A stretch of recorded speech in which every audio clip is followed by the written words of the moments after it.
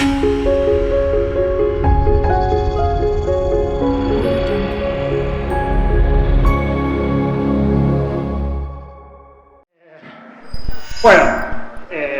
antes que nada agradecer a Dragonjar por invitarnos y a todos ustedes por quedarse, porque la verdad que es muy tarde. Les prometo que lo vamos a hacer lo más corto posible, solo van a ser 50 minutos. Y comenzamos esta charla, y antes que nada, antes de empezar a hablar de algunos de los temas, que fue bastante interesante porque se tocaron parte de los temas de los que vamos a hablar acá, y es raro porque en estos años que yo y Mati venimos dando charlas distintas y demás, jamás mencionan este sistema del que vamos a hablar, y justo hoy en este día lo mencionaron 2 veces, en 2 charlas distintas. Una de ellas fue la de Rafael, que fue la charla anterior. Una cosa, un mensaje que quiero que se queden con esta charla es que estas charlas son múltiples charlas en una. Vamos a hablar sobre vulnerabilidades, exploits, y eso es lo que generalmente más le gusta a la gente, pero sin embargo no se queden solamente con eso. Quédense con todo lo demás relacionado sobre el ciclo de seguridad que tienen estos equipos de los que vamos a hablar. Pero bueno, arranquemos. Acá la mayoría de ustedes trabajan en sistemas, ¿no? Entonces, si alguna vez trabajó en un sistema de uno de ustedes, saben que son el punto de contacto de toda su familia. Si tiene alguien mayor en el centro de su familia, tiene esa suerte, en algún momento los habrá llamado y le dijo, tengo un problema con mi computadora. Y la respuesta es casi genérica, no solo es genérica, sino que funciona en el 99.9% de los casos. Alguien puede decirme la respuesta y miren, si me dicen la respuesta correcta, ya les doy una... Exactamente, ¿quién fue el que dijo Reinicio primero? Ahora todos levantan la mano, todos fueron los que dijeron primero. El primero que llega adelante. Exactamente. Reinicio soluciona el 99.9% de los problemas que no solo la gente mayor, sino todos tenemos en las computadoras. Pero ¿cómo llevamos esto a la vida real, al hardware pesado, a los servers y demás? Porque en cierta forma los servers tienen los mismos problemas que tienen las computadoras de nuestros familiares y demás. En algún momento tienen que ser reiniciados. Entonces, llevando este microproblema que tenemos nosotros como informáticos y que es parte de nuestra dramática dentro de una familia, también lo tiene la gente de IT. La gente de IT tiene el mismo problema. Tienen, como ya había mencionado Rafael, estos data centers hermosos, llenos de luces y colores y LEDs que titilan constantemente, pero que también son llamados de atención. Esos titilares también son crash de Windows que son imposibles de resetear, pero la única forma de resetear es ir a apretar el botón y apagarlo, ¿verdad? Por lo menos en un data center. O por lo menos así era originalmente. Cuestión que nosotros ahora somos una empresa que pertenece a una empresa más grande que de hecho trabaja con data centers. Tenemos como 51 data centers alrededor del mundo. Y si bien es parte de nuestro negocio, toda gente que alguna vez trabajó en IT sabe que ir al data center es una de las cosas peores que puede haber. Por más que sean muy lindos, tengan colores y demás. Y la primera razón, como lo verán en esta foto, es que ir al data center primero está lejos. No hay un data center que quede en la ciudad, es como un aeropuerto. Siempre hay que hacer por lo menos 1 hora de distancia hasta llegar al data center. Segundo, que no hay lugar para sentarse en el data center. Salvo que seas un perro. Es la única razón por la que podrías sentarte. Y de hecho, si ves, la única persona feliz en este data center, en todas las fotos que les voy a mostrar, es el perro que están viendo acá. El otro problema del data center es que hace mucho frío. Y estuve buscando fotos de gente en data center que esté contenta. Y la única foto que pude encontrar es la de estos 5 muchachos que se ve que están contentos, pero me puse a pensar, digo, ¿por qué están contentos? Están en un data center. Tipo, vienen seguramente a arreglar problemas. Y claramente están contentos porque estas 5 personas están por ir del data center. Ya arreglaron su problema, se están por ir. Pero si miran así con detenimiento, porque yo estuve mucho tiempo pensando en esta foto, si hubiese pasado todo ese tiempo haciendo research, por ahí hubiésemos encontrado más vulnerabilidades. Pero no, digo, me puse a mirar esta imagen y me di cuenta que hay uno que no está contento. ¿Y saben por qué no está contento? Porque es el que vive más cerca del data center. Todos los demás viven más lejos, entonces sabe que en media hora, cuando ya arreglaron todos los problemas, uno de los servidores se va a caer y él va a ser que va a volver a arreglar. Y esta es la mejor foto que encontré. Este señor que se ve que salió directamente del casamiento de la hija y le dijeron, se cayó un server, pero se está ganando mi hija, se cayó un server. Hay que ir al data center. Entonces se tuvo que ir para el data center. Pero antes que nada, y sin seguir hablando de este tema, voy a hablarles de la mejor o la más importante slide de esta charla, que son quiénes somos nosotros. Mi nombre es Nico Weisman, trabajo para Immunity. Mi nombre es Matías y también trabajo para Immunity hace bastante tiempo. Los dos investigamos y hacemos unas cuantas cosas más dentro de Immunity. Hablemos entonces de esto. ¿Cuál fue la solución para no tener que ir a data center? Los distintos vendors, HP, Dell, Lenovo, Cisco y demás, dijeron, obviamente nadie quiere ir a un data center. ¿Qué vamos a hacer? Vamos a poner una suerte de mini computadora dentro de nuestros servers, desde el server más chico a los servers de más alta gama. Pues es una suerte de micro dentro del mother que funciona casi de forma aislada al mother general de un server y que permite remotamente controlar el server en sí. ¿Qué hace? Entre otras cosas, nos permite monitorear la temperatura, el voltaje, los ventiladores y demás. Y tiene unas interfaces divinas. Acá lo que pueden ver es el chasis de un server. Y ven las distintas puntas, es el calor que tiene en cada punta del chasis.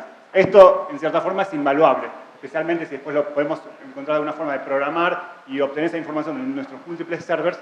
Esta es una información que sirve de muchas formas si trabajamos en IT. Pero si uno se pone a mirarlo desde el punto de vista de seguridad, dice, un momento, resulta que este server tiene otra mini computadora dentro de una mini computadora, y aparte de eso, esa mini computadora tiene network full. Puede hacer TCP, UDP, lo que ustedes quieran. Tienen inclusive un montón de distintos protocolos de más alto nivel por encima. Tiene KVM directo al server. ¿Qué quiere decir esto? Puede controlar el teclado, el video y el mouse del server. Que tiene sentido, porque uno quiere controlar eso remotamente si no trabaja en IT. Tiene una consola serial directamente a la máquina. Y aparte, obviamente, apagar y prender, ¿no? Que es una de las razones más importantes para tener un MMC. De nuevo, uno mira como el punto de vista de seguridad y dice, esto es suena como un backdoor. Pero siempre hay uno, esta ya la vimos una vez, pero siempre hay uno en la audiencia que dice, este no es el backdoor perfecto. ¿Por qué? Porque si el server está apagado, no es vulnerable, ¿verdad? Eso es claro. Sin embargo, estos dispositivos funcionan de tal forma que si hay electricidad en el server, están funcionando. Por más que el server esté apagado, están funcionando. Con lo cual hace un backdoor casi perfecto. Uno de los términos que van a escuchar bastante en esta charla, o si trabajan con estos sistemas de monitoreo de servers, es IPMI. IPMI es un montón de cosas distintas para confundir a la gente a propósito seguramente, pero una de ellas es un conjunto de estándares y convenciones que se definieron sobre cómo esos sistemas tienen que trabajar. Sobre todo define cómo los distintos subcomponentes se relacionan entre ellos. El componente principal es lo que se llama el BMC, que es de lo que hablaba Nico, que básicamente es una computadora completa. Tiene espacio de storage, tiene memoria RAM, tiene un microprocesador y corre un sistema operativo. Y esa mini computadora, el BMC, se conecta por distintas interfaces a un montón de otras cosas. Por ejemplo, tiene conexión con el power del server para poder prenderlo, como decía Nico. Tiene una interfaz de red. A veces puede compartir también las interfaces de red del host, del server principal. Tiene conexión serial con el server, etc. Pero uno de los ítems más interesantes y que después vamos a ver que es muy útil es que esta mini computadora se conecta en general, dependiendo de las marcas y demás, a alguno de los buses principales del sistema. Usualmente a PCI o PCI Express. Y como vamos a ver, eso tiene implicancias bastante importantes. Cada uno de los principales vendors del mercado, o sea, HP, Dell, etc., todos implementan su variante o su versión de esta tecnología. Y tiene sentido, porque la verdad es que esto es algo muy útil para los administradores. Entonces, por ejemplo, en el caso de Dell se llama iDRAC, en el caso de HP, ILO, y Lenovo tiene el que se llama IMM. Todos ofrecen funcionalidades bastante parecidas, pero cuando vemos un poquito más abajo a nivel de su arquitectura, tienen ciertas diferencias. Por ejemplo, HP tiene ILO 2 y ILO 4, 4 siendo el más moderno. Nosotros empezamos analizando ILO 2, porque ILO común, el 1, digamos, casi no se usa. Y bueno, HP ILO 2 está basado en un procesador que se llama NEC B850. Es un procesador muy viejo, de los años 90 y pico, que creo que todavía se sigue fabricando, pero se usaba, para que se den una idea, en discos rígidos y unidades ópticas. Así que se imaginan que es algo con bastante poco poder de procesamiento. Es un procesador RISC, lo cual está bueno porque si uno tiene que analizar el assembler y demás, la verdad es que es bastante simple y no hace falta leerse todo el manual, sino que viéndolo y buscando quizás documentación de alguna instrucción en particular, uno se puede hacer una idea de qué es lo que está pasando. Y con respecto al sistema operativo, usa uno que se llama ThreadX. La verdad es que yo antes de este research no lo conocía, no tenía idea, pero aparentemente era bastante popular en el mundo de los embebidos, digamos, unos cuantos años atrás. Desde el punto de vista de reverseo, la verdad es que es bastante complicado, porque cuando uno empaquea el firmware, con lo que termina es con un binario gigante. Es un binario enorme que se ejecuta en este procesador, y ese binario hace todo. Ese binario tiene el SSH server, el web server, el server de IPMI, el KVM, y tiene todas las funcionalidades. Entonces, si uno tiene que analizar, buscar bugs en el web server, la verdad es que solo encontrar cuál es el web server dentro de ese binario lo hace bastante complicado. Cuando encaramos este research, fuimos por orden. Primero empezamos por ILO 2, dedicamos, no sé, cerca de un mes, creo, o unas 2, 3 semanas. Y después, cuando pasamos a ILO 4, nuestra esperanza era, bueno, a ver, invertimos 3 semanas aprendiendo un procesador, un sistema operativo, todas tecnologías que no conocíamos, y nuestra idea era, cuando pasemos a ILO 4 vamos a poder ser mucho más eficientes y mejores, porque ya sabemos un montón de cosas, y la verdad es que esto funcionó muy mal, porque ILO 4 cambió totalmente la arquitectura. Por un lado no usan más el procesador SNEC, ahora usan ARM, lo cual por un lado está bueno porque es un procesador más conocido, hay más documentación, pero por otro lado es ARM. Si alguna vez leyeron Assembler de ARM, la verdad que es horrible, es inentendible, es muy difícil, por lo menos para mí. Y con respecto al sistema operativo también lo cambiaron. Ahora usan otro que se llama GHS Integrity, así que tuvimos que volver a tratar de entender todo cómo funcionaba. Y también termina siendo un binario gigante que se ejecuta dentro del procesador, así que es bastante complejo de analizar. Por otro lado tenemos IMM y iDRAC de Dell y Lenovo. Estos usan un procesador que se llama Super H. ¿A alguien le suena Super H? ¿No? Bueno, si alguno fue gamer en la época de los 90, este procesador se usaba en una consola de la que siempre me olvido el nombre, que se llama Sega, era una de Sega. Sega Saturn. Sí, era el micro que usaba la Sega Saturn. Más allá de eso, lo bueno de iDRAC y de IMM es que están basados en Linux. Y eso la verdad es que desde el punto de vista nuestro, para tener que analizar estos dispositivos, lo hace bastante más simple. Porque una vez que uno empaquea el firmware, termina viendo tools que son conocidas, binarios que son conocidos, configuraciones normales, file system que también son conocidos, y lo hace mucho más simple de trabajar. Y sobre todo una de las ventajas es que si uno quiere enfocarse en analizar un servicio específico, dígase, no sé, por ejemplo, el servidor de SSH, uno puede ir a agarrar el binario de SSH y analizarlo por su cuenta. Y termina analizando un binario chiquito, mucho más compacto, que hace la funcionalidad que uno es la que estaba buscando. Cuestión que cuando nos pusimos a analizar esto, de nuevo, como había dicho Mati, la idea era intentar optimizar el tiempo. Teníamos 3 semanas por cada uno de los dispositivos que teníamos que ver, y la idea era buscar qué superficie de ataque iba a ser similar en todas ellas. Y por otro lado, queríamos el mejor ataque posible. Tenemos una suerte de filosofía interna en Immunity, en la cual, si encontramos un ataque que tiene más pasos que hacer una torta de chocolate, quiere decir que el ataque no es válido para nosotros. Pues siempre una vez va a una charla y escucha que, bueno, para poder hacer este ataque tiene que tener, no sé, puesta una zapatilla en la cabeza y tiene que estar levantando 2 dedos y toda una serie de ingredientes que en la vida real no son realistas. Nosotros queríamos algo práctico, algo que sea posible y algo que realmente nos permita atacar estos dispositivos. Con lo cual decidimos que lo queríamos hacer sin autenticación, necesitamos que sea antes de la autenticación y que sea completamente remoto. Entonces empezamos diciendo, bueno, empecemos con esto. Se darán cuenta, suena todo muy lindo y demás, pero la verdad que trabajar con estos dispositivos es una de las cosas más incómodas que hay. Y en un momento pensamos, vamos a llevar un dispositivo...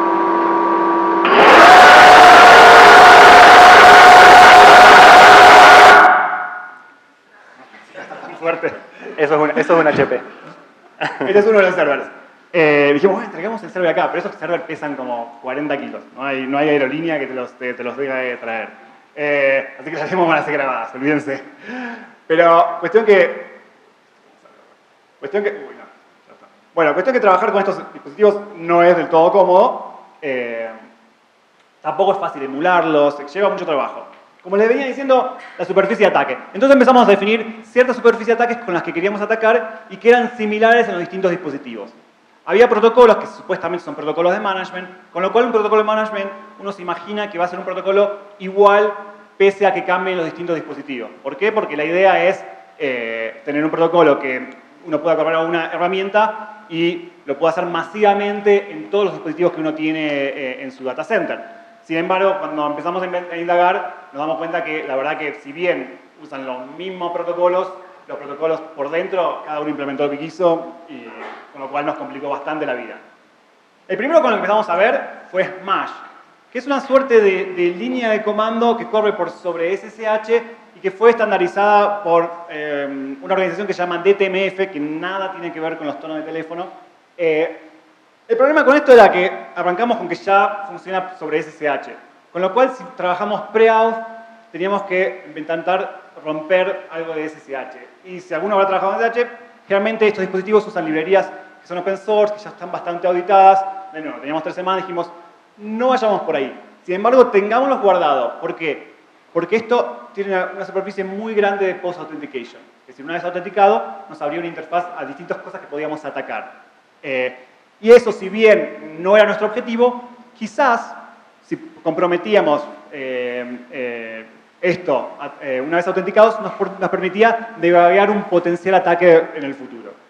Viendo un poco cómo funciona Smash, tiene una serie de comandos que son similares, que son show, set, cd, cosas por el estilo. Sin embargo, cuando empieza a ganar uno, como les decía antes, resulta que no son tan estándares entre distintos dispositivos.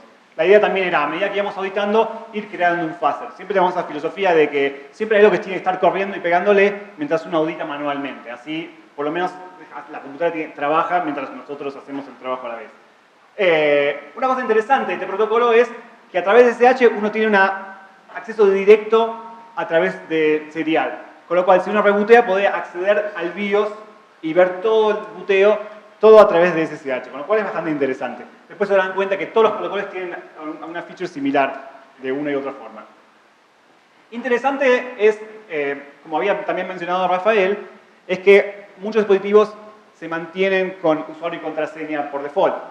Si uno entra a Shodan y busca dispositivos y prueba uno de estos passwords, no quiere decir que nosotros lo hayamos hecho, pero hay un gran porcentaje de que van a encontrar que van a ser vulnerables, van a seguir manteniendo estos usuarios y contraseñas por default. No lo hagan porque es ilegal, pero sepan que está ahí. Lo máximo que tenemos es un SSH a Smash, que es lo que estaba diciendo Nico recién, pero uno no puede hacer un PS ahí y ver los procesos que están corriendo. Entonces esto nos dio una forma alternativa de obtener información sobre todos los procesos que estaban corriendo en el aire, con todas las líneas de comandos y archivos de configuración que se estaban usando. Aparte de eso, en el momento que hicimos este research, que fue a principios de año, en ese momento los distintos equipos que analizamos, todos eran vulnerables a un bug público de SNMP. No es simple de explotar porque básicamente se está haciendo uso de un puntero que no está inicializado en una condición muy específica. Se puede explotar, no es fácil, pero digamos está ahí y creo, no sé si está parchado eso, ¿no? Igual queríamos nuestro propio bug. Tal cual. ¿Recuerdan que Matías mencionó IPMI, este protocolo que también es un montón de cosas? Bueno, vamos a hablar un poco de este protocolo que es famoso por ser bastante malo. Es un protocolo que corre sobre UDP, el puerto 623. Y se usa muchísimo. A tal punto que lo intentaron deprecar, ahora vamos a ver por qué, y no pudieron porque hay cierto software muy importante que requiere que ese protocolo esté disponible. Por ejemplo, VMware. Tiene un montón de capacidades como lo demás, nos permite monitorear, nos permite manejar, y también nos permite, obviamente, abrir una consola serial por UDP. En 2013, esta revista IT World dijo que IPMI era uno de los protocolos más peligrosos del mundo. Hay protocolos muy malos, muchísimos. De hecho, Microsoft ha sido responsable por muchos de esos protocolos malos. Sin embargo, debo decir que esta revista no está del todo incorrecta. Y les voy a contar unos casos anteriores a los nuestros, antes que nosotros nos pongamos a analizar. El primero de este es un caso increíble. Ya igual mirándolo se van dando cuenta. Entre los distintos protocolos de autenticación que tiene IPMI, hay uno que se llama Cypher 0. Más o menos cuando escuchan dice Cypher 0, me cae medio raro. Cuestión que si uno ejecuta un comando de IPMI y autentica por Cypher 0, no tiene usuario ni contraseña directamente. Así es como dijeron, ¿para qué necesitan usuario y contraseña? Pongan -C0 y entras directamente. Por suerte lo sacaron ese. Dijeron, bueno, no, esto es demasiado. Después vino otro bug que es mucho peor. No es peor, obviamente, autenticarse sí o sí, no pasa nada. El tema que con este bug es que está en el diseño del protocolo. Y está tan metido en el diseño del protocolo que no lo pueden arreglar. En este momento, cualquier protocolo que esté IMI, se fijan en Shodan o cualquier dispositivo de estos, van a tener IPMI habilitado y esto es vulnerable. No me quería extender porque es bastante largo el protocolo, pero básicamente, cuando uno autentifica usando esta modalidad que se llama RACP, lo que hace es, uno le dice es un intercambio de paquetes. En este intercambio de paquetes uno le dice, soy el usuario root. Y el tipo me dice, el dispositivo me dice, ok, acá tenés el hash del usuario root. ¿Entienden? ¿No? Yo le digo, soy el usuario root. Acá tenés el hash para que vos hagas, no sé, ¿qué querés hacer con el hash? Obviamente craquearlo, ¿qué más vas a hacer con un hash? Entonces el tipo te manda el hash y vos decís, bueno, está bien. Ya sé el password, te lo devuelvo, si uno sabe el password. Si no sabe el password, agarra el hash y se pone a craquearlo y eventualmente vas a ver el password. No lo pudieron arreglar, está actualmente en todos los IMI. La solución es deshabilitarlo, sin embargo, hay muchísimos casos en los que no se puede deshabilitar. Por eso muchos vendors no lo deshabilitan por default. Finalmente, como frutilla del postre de vulnerabilidades, hubo otra de un equipo que se llama MWR. Los otros dos bugs los encontró Dan Farmer. Y este último lo encontró unos chicos de un equipo de MWR de Inglaterra. Y básicamente, como les dije antes, esto habla por UDP, entonces mantiene una suerte de sesión, una ID de sesión. Esto obviamente plain text, no se esperen que vaya encriptado ni nada. Este plain text tiene una sesión y resulta que en algunos dispositivos esta sesión es completamente predecible. Son 4 bytes, de los cuales 2 son hardcodeados y los otros son fácilmente predecibles. Con lo cual, si está dentro de esa red, puede inyectar paquetes sin ningún problema y obviamente, como dije antes, tenemos acceso serial, tenemos un montón de cosas que podemos hacer a través de IMI, es un desastre. Nosotros no pudimos investigar, tampoco quisimos perder mucho tiempo porque ya de por sí ya era vulnerable, no había mucho más que podamos hacer. Sin embargo, nos pusimos a analizar el binario y cómo funciona el protocolo y nos dimos cuenta que en el caso de hilo 2 había una suerte de pool overflow.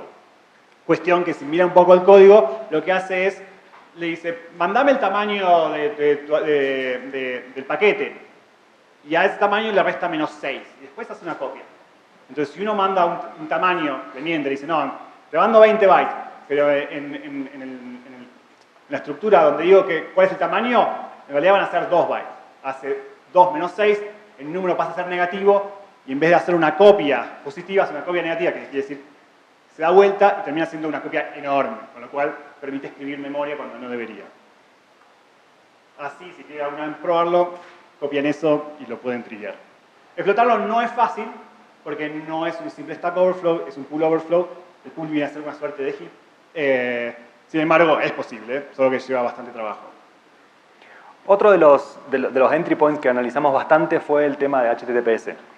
HTTPS o HTTP en general, es interesante por múltiples motivos. Una de las razones es que, al menos en nuestra experiencia, digamos, auditando distintos clientes en los que encontramos este tipo de dispositivos, fue que por más que a veces quizás había algún firewall o algo tratando de limitar el acceso o que, digamos, para que no cualquiera pudiera llegar a estos dispositivos, el puerto 443 y el 22 quizás también eran los que estaban siempre abiertos. Supongo que por default deciden habilitar el 443. Pero más allá de eso, el web server siempre es un target interesante. En los casos que analizamos, la mayoría de los dispositivos estaban usando un web server que se llama app web.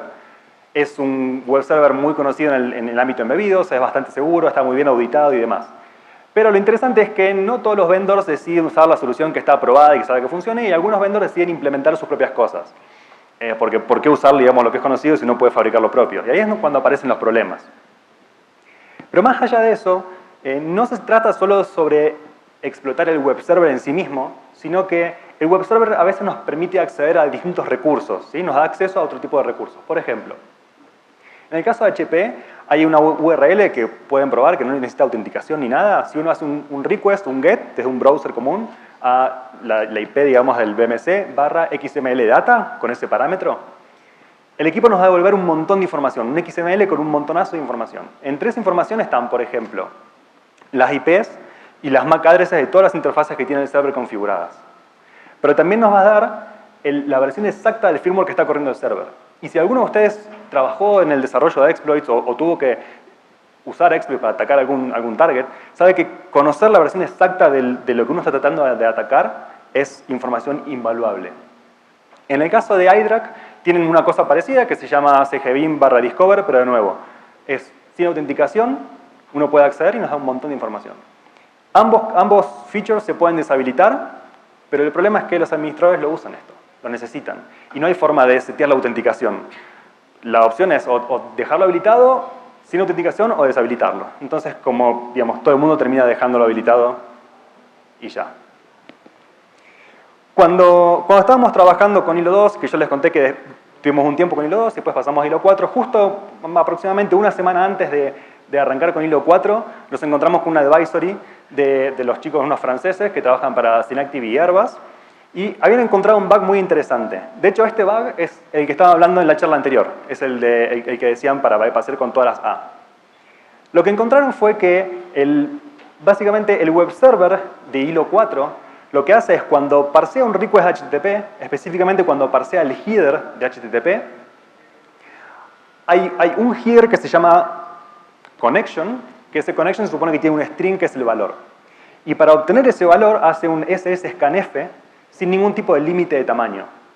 Entonces, a fin de cuentas, lo que termina ocurriendo es que uno puede hacer un request y mandar un header connection con un valor muy largo, y todo este valor largo se termina copiando a un buffer en memoria, y uno puede exceder el tamaño que estaba previsto para ese buffer y pisar un montón de memoria que viene a continuación.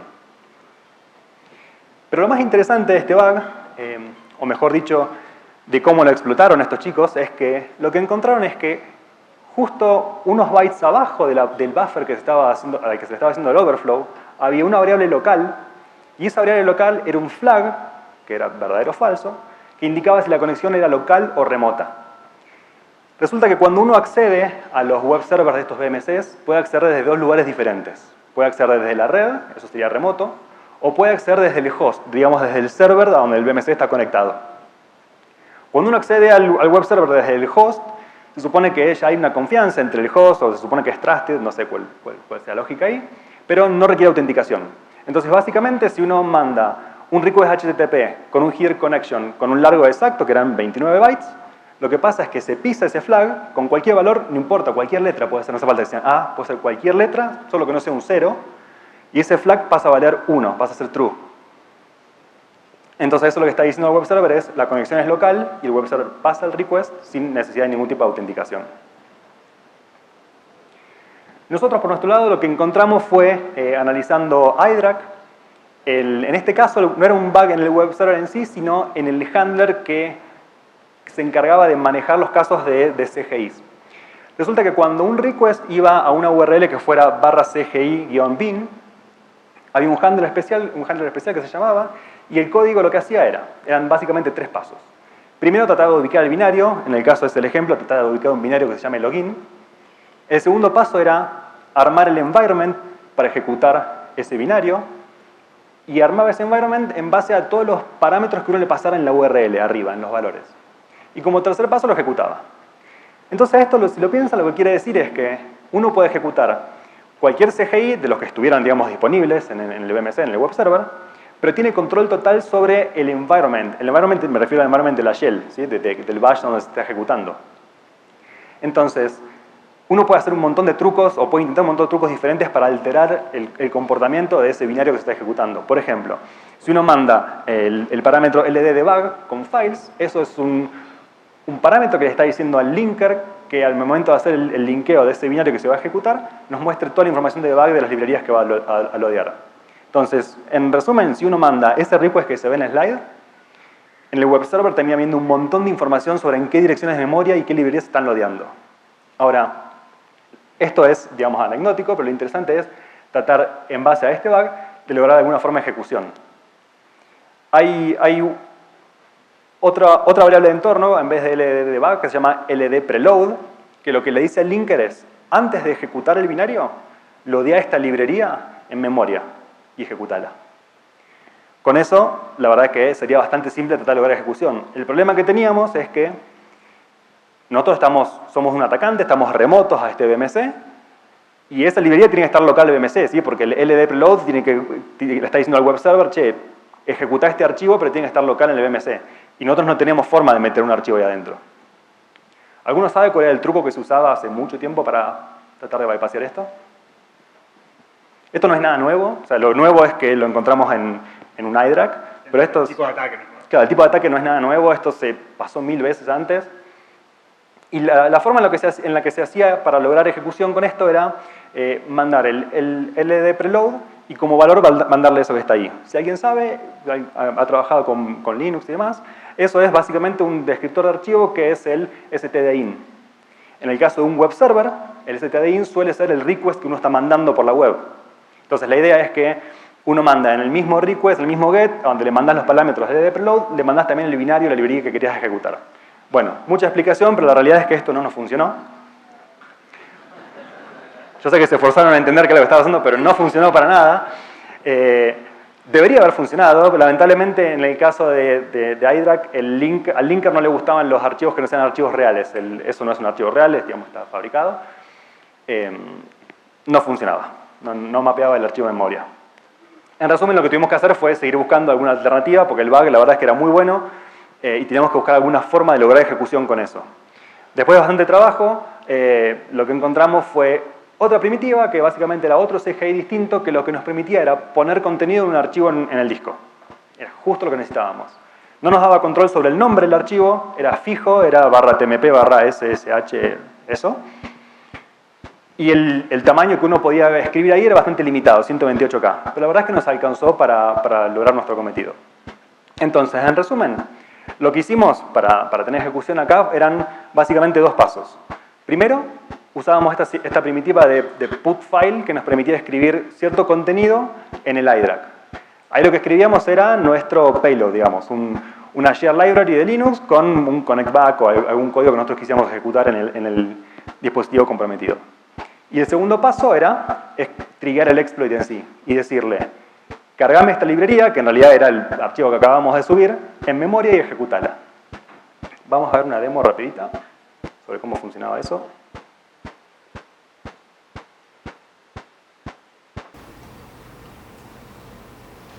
El Linux es como un bug lógico.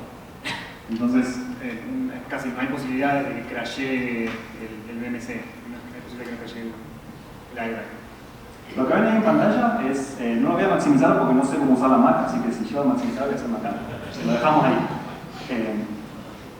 ¿Cómo salgo? Bueno, lo que ven en pantalla es la tool que tenemos nosotros en Unity, se llama Canvas. Básicamente lo único que necesitamos para ejecutar el exploit con esta tool es conocer la dirección IP y el puerto donde está corriendo el web server y darle OK, y nada más. Eso hace todos los pasos solo, básicamente los dos que decía antes, hace primero el put file y después el trigger del exploit, y esto carga en memoria en el iDRAC esta librería desde el punto de SEO y hace un connect back hacia nosotros. Cada uno de esos círculos que se ven ahí en Canvas, cada uno de esos círculos representa un host a donde uno tiene control, a donde uno puede ejecutar comandos. El que aparecía al principio, el rojo, representa la máquina donde estamos nosotros atacantes trabajando. El que apareció después, una vez que el exploit funcionó, representa en este caso la iDRAC. Y esa ventanita que apareció ahí es a donde podemos ejecutar comandos. Entonces, como ven, por ejemplo, podemos hacer un pwd, ejecutar cualquier comando normal de Linux, rcosme, vemos que es efectivamente un iDRAC. Y lo más interesante, adivinen con qué usuario está corriendo el web server en iDRAC. Por supuesto, modo. Muy bien.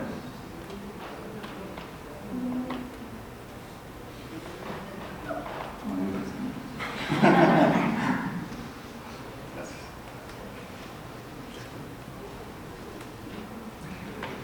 Bueno, otra cosa que había sobre el HTTPS era por ahí no atacar el HTTPS en sí, sino ver de encontrar otro tipo de endpoints o servicios que estén corriendo por sobre HTTPS. Uno de los que encontramos, que algunos de estos dispositivos corrían, era Web Service Management, o también llamado WSMan, que nada tiene que ver con mi apellido. Este protocolo funciona una suerte de SOAP modificado XML. Lo interesante de esto es que Windows lo usa bastante, lo usa de hecho nativamente a través de WinRM, y como lo usa nativamente, lo soportan en PowerShell, con lo cual es bastante usado. Por todo lo que meten en PowerShell, los administradores les terminan encantando y lo suelen usar bastante. Por eso lo empezaron a implementar en VMCs. ¿Dónde se encuentra esto? Se encuentra para AWS. Si uno le pega a ese endpoint, va a acceder directamente al servicio de web service. A veces lo puedo encontrar como standalone, en el puerto 59865. Sin embargo, generalmente está como un endpoint. Y uno dice tipo, uy sí, los IoT está lleno de bugs viejos y qué sé yo. Pero esto no es IoT. Estos son servers de los cuales pagás mucho dinero para comprar y vienen con controles de seguridad sin autenticación, remoto. Fue este bug en el parseo de los tags de XML. Sí, bueno, lo verán y es bastante similar al que encontraron los franceses en el ILO 4. La misma función, esta función SSScanF, que nos permite de cierta forma escanear un string. El tema es que es una función que si no se usa de forma correcta es vulnerable a overflow. En este caso un stack overflow dentro de este hilo de overflow. Esta es la forma de triviarlo. Después las slides van a estar online, así que no sea un problema mirarlo. La otra manera es muy similar a esta, solo que está en los namespace de estos XML.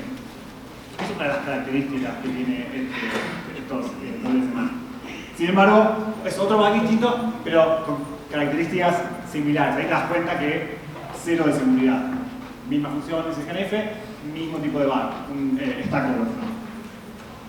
Y ahí como lo ejecutamos es una leve modificación y ya. Ahora, la realidad es que todo esto es muy lindo hasta ahora, pero ¿cómo llega a ser práctico? Porque por más que ustedes si se fijan en Jovan y capaz que encuentren algún que otro VMC conectado a internet, puede haber alguno, o inclusive si hacen algún pentest interno a alguna empresa, quizás tienen la suerte, de hecho nosotros tuvimos la suerte en el último año de encontrar en dos consultorías distintas dos VMCs que eran vulnerables a distintos de estos bugs, y en ambos casos resultaron ser, de hecho, el domain controller. O sea, la verdad, un desastre. Pero bueno, la verdad es que eso no es más la excepción que la regla. Uno cuando... O sea, que el VMC esté conectado a internet no suele suceder, o no debería suceder. Cuando uno va a entornos más corporativos o a empresas grandes, lo que debería encontrarse es algo parecido a lo que se ve en el slide. Uno debería ver una DMZ o muchas DMZs, después otras subredes distintas para servicios internos que estén totalmente aisladas de la DMZ, y después por abajo de todo eso, una red distinta, totalmente desconectada de las demás, y con muy seguridad, digamos, con acceso totalmente restringido solamente a personas que necesiten usarla, una red a donde se conecten todos los VMCs o todos los dispositivos de management. Estas redes se suelen llamar out-of-band networks o management networks o qué sé yo. Ahí suelen conectar, por ejemplo, también las administraciones de los switches o otros dispositivos de red. Ahora, el tema es, en un esquema como este, lo que vimos hasta ahora la verdad es que no sirve demasiado, ¿sí? Porque el atacante tendría que de alguna forma primero lograr entrar a esa red de out-of-band que no es lo más común. Y de hecho este es uno de los motivos por los cuales se deja de lado el tema de la seguridad de los VMC y no se le da mucha importancia. Esto es en el mundo teórico donde todo funciona bien. Como vieron en la charla de Rafael, él tenía en la misma red, tenía conectado los hilos, los VMC, tenía todo conectado en la misma red. En el mundo perfecto ven ese esquema que mostró Matías. Pero inclusive lo que pasa es que los vendors, cuando salen bugs como estos, lo que dicen el problema es del cliente que metió todos los VMCs en la misma red. Y sí, es verdad que eso es un problema y no debería hacerse, pero lo que vamos a ver ahora es que inclusive aunque todo se hiciera bien, hay peligros bastante importantes. Lo que vamos a hablar ahora es de lo que le llamamos movimiento multidimensional. Nos gusta hablar en Immunity de dimensiones en lugares de redes específicamente porque simplemente es un concepto un poco más amplio. Hablamos de una dimensión, puede ser una red, una LAN por ejemplo, pero una dimensión puede también ser, no sé, un pendrive que se usa para mover datos de una computadora a la otra y desparramar un virus como hacía Stuxnet por ejemplo para mover datos y demás. En fin, lo que vamos a tratar de hacer es abusar de alguna forma la confianza que existe entre el VMC y el host al que pertenece para movernos entre estas distintas dimensiones. Empecemos por el caso más simple, el que se supone que ya es bastante conocido. Supongamos que como atacantes, somos el gatito negro ese nosotros, por si no se dieron cuenta, supongamos que como atacantes de alguna forma logramos meternos en esa red de management, que pudimos tener acceso. Bueno, ya vimos, no sé, 3, 4 bugs distintos, remotos, preautenticados, que nos pueden dar acceso a comprometer un VMC. Entonces, sabemos que si tenemos acceso a la red out of band, solo es cuestión de tiempo hasta que aparezca un nuevo bug, si es que están parchados o si hay cosas desactualizadas para poder ganar acceso a un VMC. Ahora, el tema es, una vez que tenemos acceso a un VMC, ¿qué podemos hacer? ¿Sí? ¿Qué podemos lograr con eso? Lo que vamos a ver ahora es que, una vez que uno tiene acceso a un VMC, en realidad puede comprometer el server. Y no hay mucha vuelta con eso, es directamente así, es un hecho. Y si uno lo piensa, tiene bastante sentido, porque ¿cuál es la idea raíz de un VMC? ¿Por qué nace un VMC? Si uno o los sistemas IPMI. Lo que se intentó hacer es reemplazar el acceso físico. ¿Sí? Lo que se intenta hacer es solucionar el problema al administrador que tiene que estar frente físicamente a una PC para solucionar un problema, reiniciarla, entrar a la BIOS, configurar el RAID o lo que fuere. Entonces, tener acceso a un VMC en realidad es casi como, es muy parecido a estar físicamente enfrente al servidor. Ahora, también es un hecho conocido que una vez que uno tiene acceso físico a un servidor, es game over, ¿sí? Hay muchas formas en las que uno puede ganar acceso. Y esto es también verdad desde un VMC. Un VMC nos provee un montón de comunicación y un montón de mecanismos distintos mediante los cuales podemos interactuar con el server, que fueron los que Nico dijo al principio. Tenemos acceso a la consola serial, podemos montar un DVD remoto, o sea, básicamente lo que uno puede hacer es, desde la consola web del VMC, elige la opción de, ¿qué se llama? Virtual Drive o algo así, le manda una ISO que la sube al VMC y el VMC emula un CD al server. Entonces podemos meterle un CD remoto al server. Tenemos KVM, podemos controlar el teclado y ver lo que está ocurriendo en el monitor. Y si se acuerdan de la primera slide, esa media complicada de IPMI al principio, decíamos que los VMCs tienen conexiones muchas veces con las bases principales del sistema, como PCI o PCI Express. Entonces, una de las cosas que pueden hacer algunos VMCs es tener acceso DMA al host. De hecho, si buscan la charla de los franceses que encontraron el bug que habíamos hablado antes, la charla que dieron en Recon, hablan sobre el uso de DMA desde un HP hacia el host. Ahora nosotros, simplemente como para mostrar que esto es posible, vamos a hacer una demo muy sencilla, otra vez. Sigan con nosotros que dijo Jaime que al terminar el primer día va a arreglar iPhone, así que manténganse despiertos. Mentira, ¿eh? Bueno, esto que ven acá es la consola de un... Uy, se fue. Bueno, eso que veían ahí era la consola de un HP, no, de un iDRAC, perdón. La consola web. Gracias. De hecho, vamos a volver para atrás. Ahí está. Esa es la consola web de un iDRAC, eso es lo que uno ve. Entonces, supongamos que somos un atacante y que habíamos comprometido una de esas redes de management de alguna forma, tuvimos acceso ahí por algún otro medio, y pudimos comprometer un VMC usando cualquiera de los exploits que vimos antes, ¿sí? De los 4 o 5 variantes que vimos. A lo que tenemos acceso finalmente es básicamente una consola como esta. Entonces, ¿cómo podemos ganar acceso fácil y rápido al server? Usando la feature de KVM. El KVM en este caso lo que van a ver ahí es que estamos usando Java y demás, simplemente es para levantar la consola esta virtual que nos provee.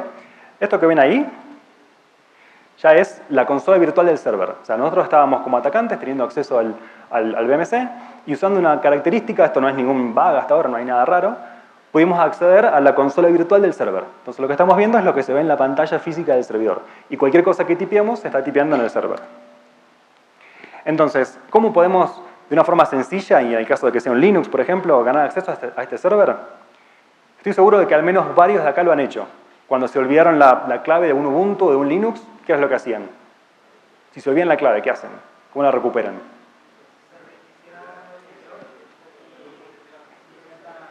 Exactamente, reinician al bootloader, salvo que tenga el disco encriptado, pero si no, reinician el bootloader, que es justamente lo que estamos haciendo acá, pero en forma remota desde un VMC.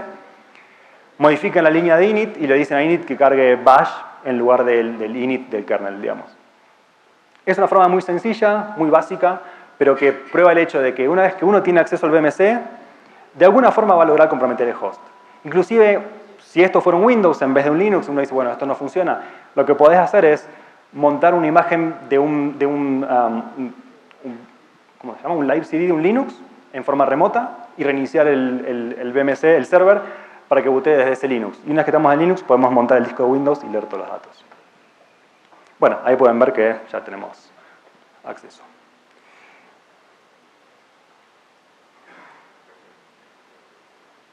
Esta forma es menos que eficiente, ¿sí? De hecho es bastante ruidosa. Por ejemplo, si hay algún tipo de monitoreo sobre el server, alguien se va a dar cuenta que el server se reinició.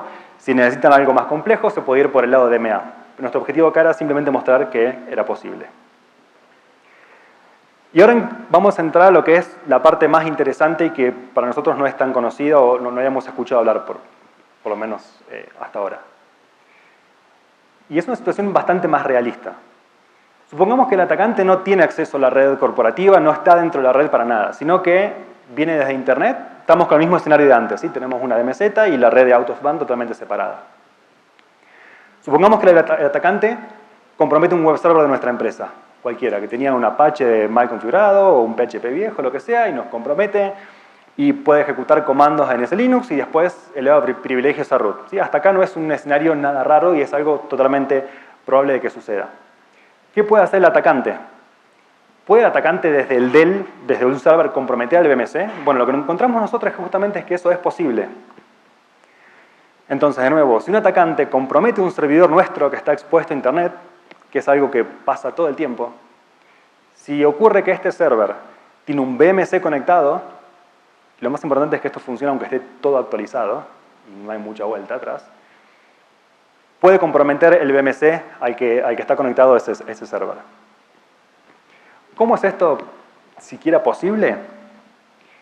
Bueno, el problema es que los vendors le proveen a los administradores con un montón de herramientas para poder administrar los VMCs para hacer sus vidas más sencillas, digamos. Estas herramientas permiten crear usuarios, actualizar el firmware, entre otras cosas. Ahora, el problema es que estas herramientas se pueden ejecutar tanto en forma remota, por si el administrador está en una consola aparte y le manda los updates a todos los VMCs, o se pueden ejecutar también desde el server, desde el host. O sea, uno desde el host puede ejecutar estas herramientas que nos dan los vendors para, por ejemplo, actualizar el firmware del VMC. Y el problema es que cuando estas herramientas se usan desde el host, no hace falta autenticación. Y eso es verdad para Dell y para HP, por lo menos hasta ahora. Ahora, de hecho, si se acuerdan sobre el bug que hablamos al principio, el de todas A, el parseo del header, que decíamos que lo que se pisaba era un flag y que el exploit era muy simple porque podían pisar un flag y eso hacía que el web server piense que la conexión era local en vez de remota. Bueno, lo que estaba sucediendo es esto, ¿sí? Las conexiones remotas son por default confiables para el VMC. Entonces, la razón por la que tienen todos estos logos es porque esta es la slide posiblemente más importante de toda la charla. Porque los bugs van y vienen. Es decir, ya vieron que la seguridad es malísima. Todos los bugs que encontramos son bugs scanf, son bugs que ya no se encuentran más, solo en estos dispositivos se encuentran. Pero lo interesante es que esto es parte de la filosofía de todos los VMC, de dejar que el server se conecte a los VMC. Con lo cual, como pentesters, tiene que cambiarle la forma de trabajar de ahora en más. Cada vez que uno accede a un server, tiene que estar chequeando sí o sí si ese server está asociado con un VMC. Porque el VMC confía en el server. Entonces, una vez que tiene convertido en cualquier tipo de server, se conecta al VMC y el VMC les abre toda una nueva red que se supone que es segura porque nadie tiene acceso y de ahí se puede empezar a mover, de un lado para el otro, de un VMC a otro VMC y de ahí a los servers. Y como decía Nico, los bugs van y vienen. De hecho, todos los bugs que presentamos ahora acá, que mostramos, ya los han parchado. Pero esto no, ¿sí? Estos son problemas de diseño y hasta que no hagan versiones nuevas, ya sabemos que quizás en la próxima versión del iDRAC, en iDRAC 9, quizás esto sea distinto, pero no hemos escuchado planes de que cambie en iDRAC 8 o en iDRAC 7 o en los HP. Para ser honesto, la gente de seguridad nos contactaron después y hablamos y ellos están de acuerdo con nosotros, porque eso no está bueno, pero bueno, es parte del juego y ellos no lo pueden cambiar. Están intentando, pero no lo pueden cambiar. Bueno, vamos a ver una demo sobre cómo funciona esto. Ya viene la segunda parte de la charla, esto fue solo al principio.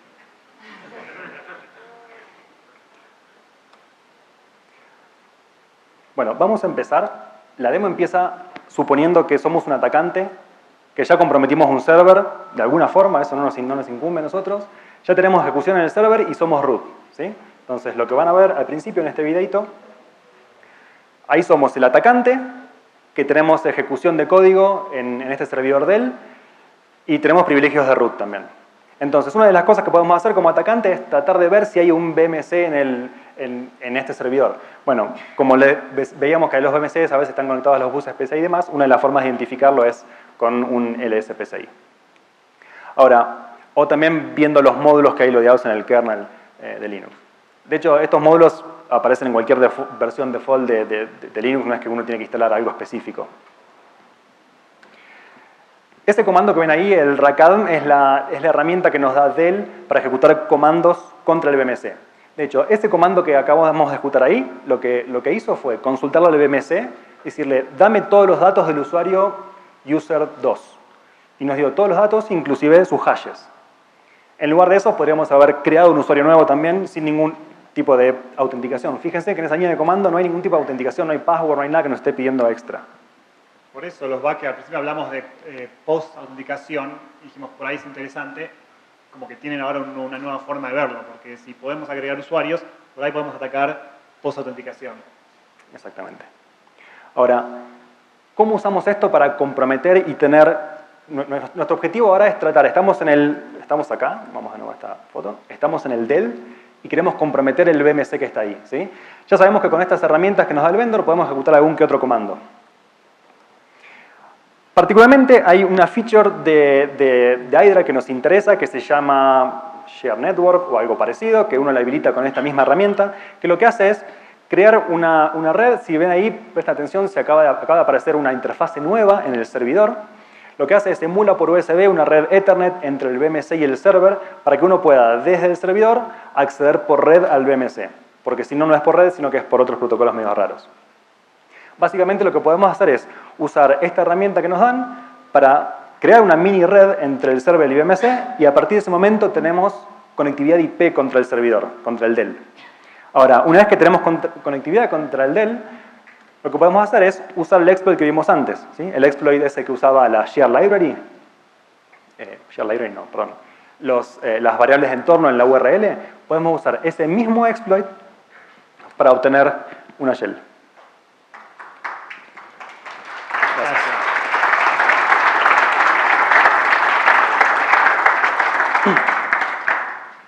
Algo interesante de esto es que ustedes dirán, bueno, a ver, pero ese bug ya está parcheado, ¿sí? Ya lo arreglaron. De hecho, Hydra, Dell lo arregló, no sé, hace varios meses atrás. Ya está asfixiado.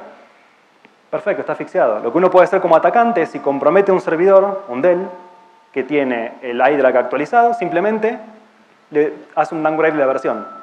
Porque usando las mismas tools que ellos nos dan, podemos bajar la versión a una versión vulnerable, para atrás, cualquiera sea. Entonces, por más que uno tenga hoy sus servidores en la red totalmente actualizados con el Hydra, con la última versión, no vulnerable, si alguien se los compromete en forma remota desde Internet, puede hacer un downgrade y después usar este mismo exploit y esto mismo para obtener ejecución. Un ratito de nuevo ya pudimos saltar del Dell al Hydra. Y acá lo que sucede es que de golpe se nos abrió la puerta a esta red que se supone que estaba escondida, que estaba por atrás, que un atacante no tendría que tener ninguna forma de llegar, y que encima los dispositivos que se conectan a estas redes tienen mucho menos seguridad que los dispositivos que uno conecta a Internet. De hecho, si uno mira las recomendaciones de los vendors, te dicen no conectes el BMC a Internet porque no es seguro para estar en redes con tanto riesgo. Bueno, pero si ahora resulta que un atacante puede saltar del Dell al Hydra y poder llegar a estas redes, la cosa cambia bastante. La cara que tiene Jaime. No miro para allá por la duda. No, yo miro de acá para allá nada más, por las dudas. Bueno, entonces lo siguiente que hicimos fue, no nos quedemos donde estábamos y aprovechemos ese nuevo acceso que tenemos, ese acceso a esta nueva red de management. Y lo que hicimos fue usar un truco bastante simple para no complicarnos la vida. Usamos básicamente un túnel de SSH usando el Hydra comprometido para poder llegar desde... Vamos a retroceder un segundo.